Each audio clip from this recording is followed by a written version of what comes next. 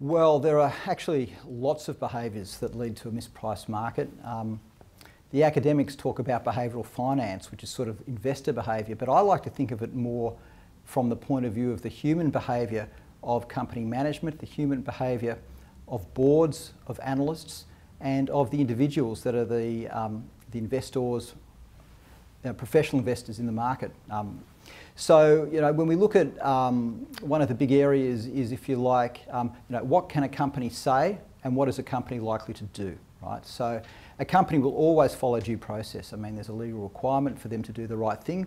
Whether you're a manager or a member of the board, it's not worth your job to do the wrong thing. So 99 people out of 100 will do the right thing. And that means that you might be considering something and you might be taking something to the board, but you can't tell an analyst that you're going to do it until the board's actually signed off on it and you've gone out and announced it to the market. But we can take that that perfectly reasonable behaviour and anticipate what's going to happen from other information that's around. So again, let's take a topical stock like Afterpay, right? So it did very, very well last month. We got set in Afterpay because we could see that on the back of the success it had in Australia and the metrics around that from internet-related retailers, they could put that information in front of retailers, and the retailers would be very, very quick to adopt Afterpay. It increases their sales up to 20% or so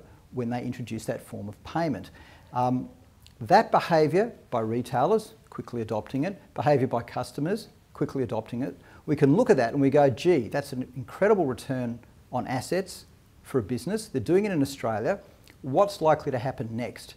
And it was very, very likely that they were going to go overseas, probably to the United States. Why do we say that? Well, boards really only have one decision, and that's capital allocation. Yes, they muck around with management and career succession and all the audit and risk and so forth. But ultimately, the most satisfying bit that a board gets to do, and they don't get to do it very often, is push the button on rolling out a business opportunity. And when they get a business opportunity that's really nailing it at the moment, they want to roll that out as fast and as hard as they could. Now, in the case of Afterpay, of course, they had to go and they had to discuss with people in the United States and they had to find out how they were going to do it. But this was a situation where the opportunity was just so hot that it was inconceivable, in fact, that they weren't going to do it.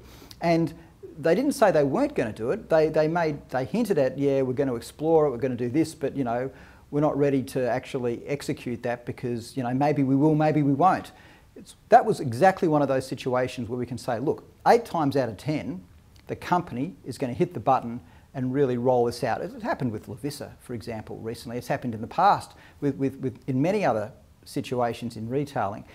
And because of that, if we can just get a portfolio that's got 10 stocks and eight turn out right and we've got relatively even weights between them, the 2 that don't work out are more than offset by the 8 that do. So it's not like we've got a crystal ball, it's not like we're certain 100% about what we do, but the odds are stacked enough in our favour that we can use these recurring situations to take advantage of.